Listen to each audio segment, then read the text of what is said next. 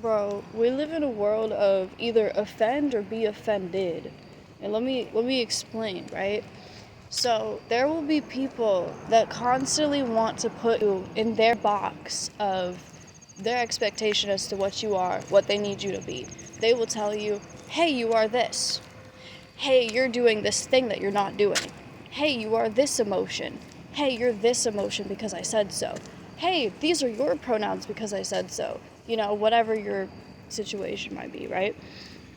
And it's like one of two choices. Either one, be offended, or two, offend them.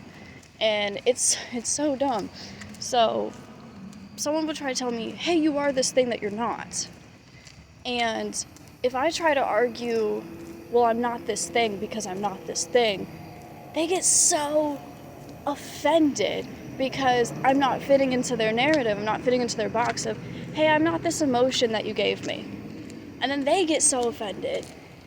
Or it's the other way around where they're like, "Hey, you're doing this thing that you're not doing. Hey, you are this emotion that you're not." And then you get offended because you know in your heart like what you are, who you are. And it's like a game. It's just this whole cycle of like be offended or offend. And you got two choices. You can be offended by someone saying, "Hey, you are this thing that you're not."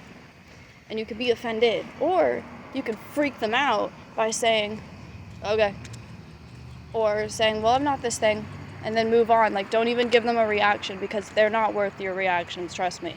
They're not worth the time and the energy.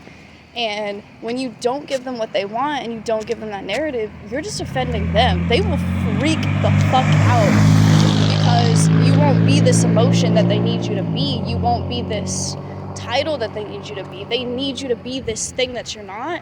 And then when you don't fit into it, they get so effing pissed. For what? For what?